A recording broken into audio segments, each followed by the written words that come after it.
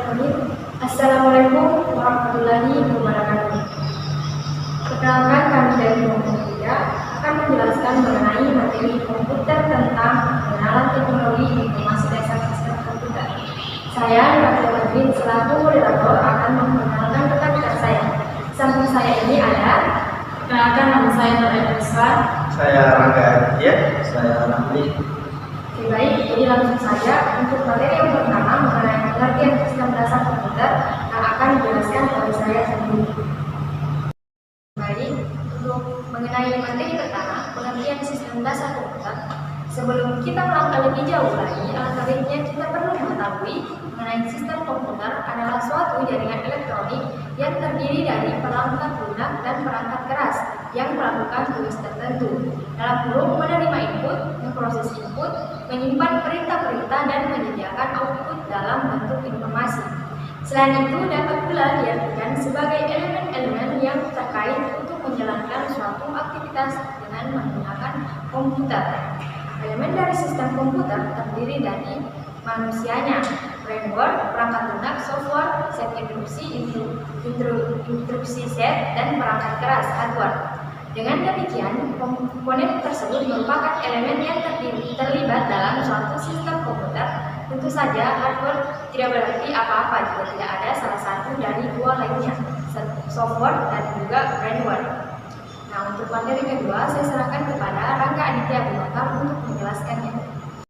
Baik, adapun materi selanjutnya yaitu pengolahan sistem komputer. Data pada komputer diolah dan disimpan dalam bentuk digital atau baik bilangan binar. Digital hanya mengenal dua nilai saja, yaitu 0 atau salah dan 1 atau benar. Setiap 0 atau 1 disebut dengan istilah bit atau binary digit. Bilangan yang terdiri atas 8 nilai, misalnya 100001001 disebut dengan byte 8 bit.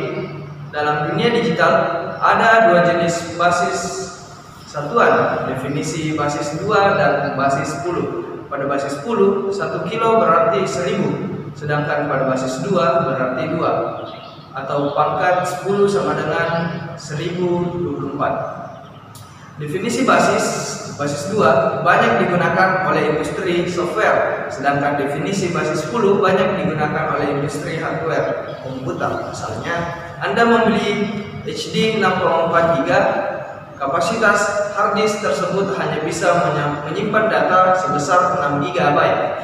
Pada saat data diproses, nilai digit dapat diketahui oleh komputer dari tegangan listriknya. Tegangan rendah bernilai 0 atau off, sedangkan tegangan lebih tinggi semisal bernilai 1 atau on. Semakin besar ukuran data, semakin lama juga waktu yang diperlukan untuk mengolah dan mengirimkannya antar komputer atau dalam jaringan. Baik, itulah saja pemaparan materi yang dapat saya bawakan. Selanjutnya saya serahkan kepada rekan saya. Baik, untuk materi selanjutnya, komponen komputer dan struktur komputer akan saya serahkan kepada rekan saya, Nur Aini Rizwan, untuk menjelaskannya. Baik, materi selanjutnya yaitu komponen komputer dan struktur komputer.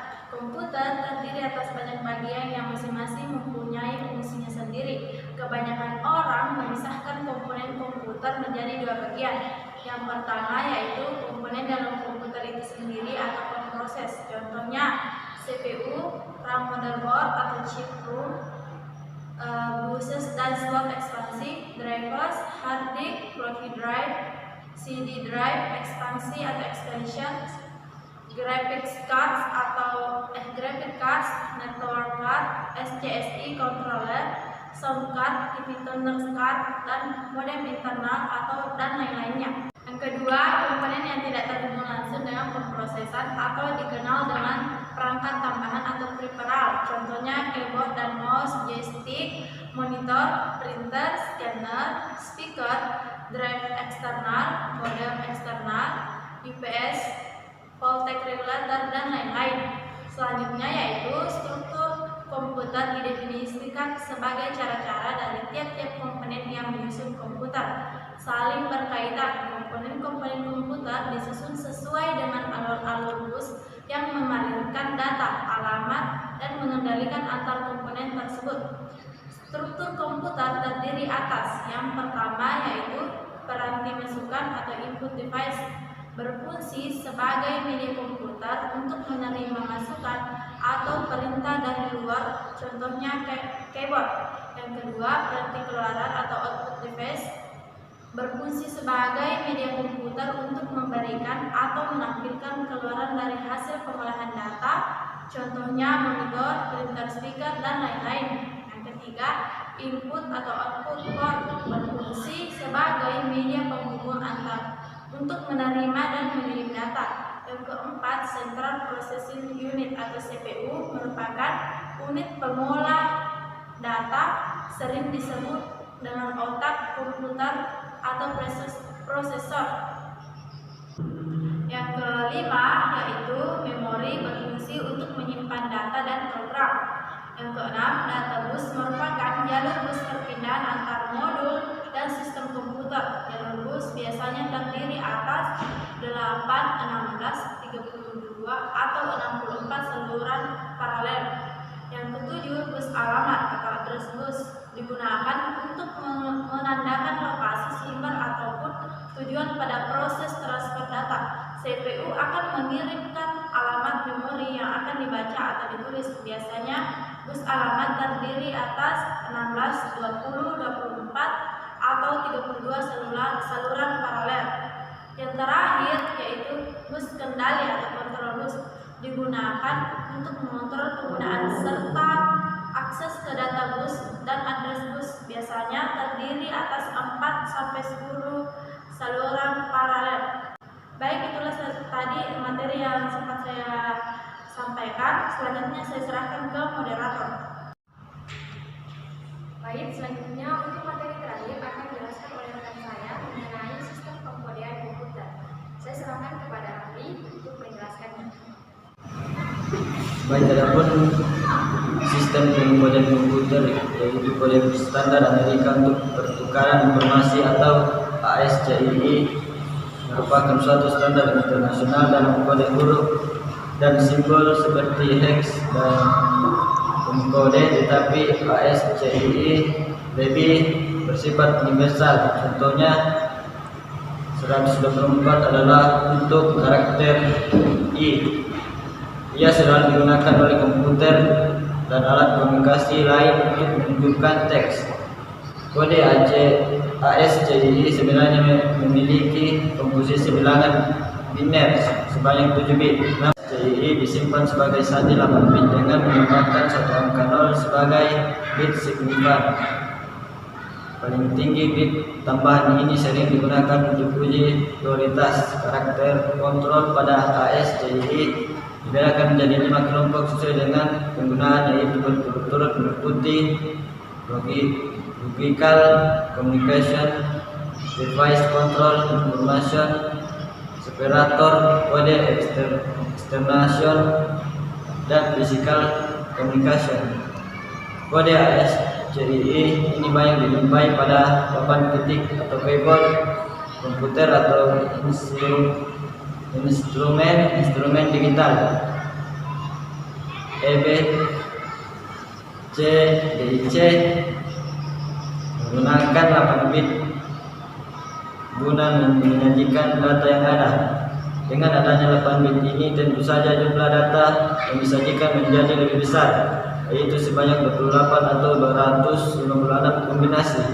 4 karakter yang berbeda di sebelah kiri disebut sebagai zona bit, dan 4 karakter sisanya disebut sebagai numeric bit. Kode-kode ini banyak digunakan oleh komputer IBM ataupun peralatan yang menggunakan standar IBM.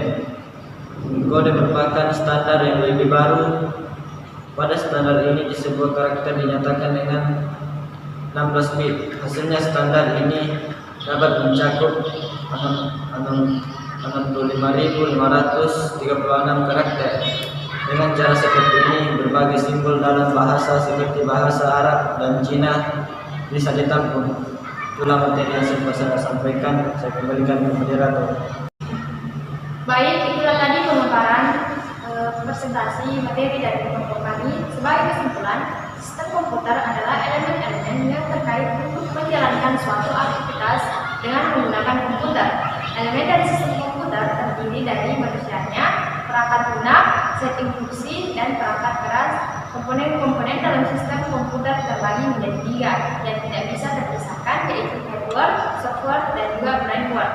Adanya beberapa hardware ini dapat menyebabkan masalah sinkronisasi, karena itu dalam operasi sistem komputer untuk mencegahnya, sebuah memori controller kita menambahkan untuk sinkronisasi akses memori. Untuk meningkatkan performa, digunakan beberapa buah bus. Tiap bus merupakan jalur data antara beberapa device yang berbeda.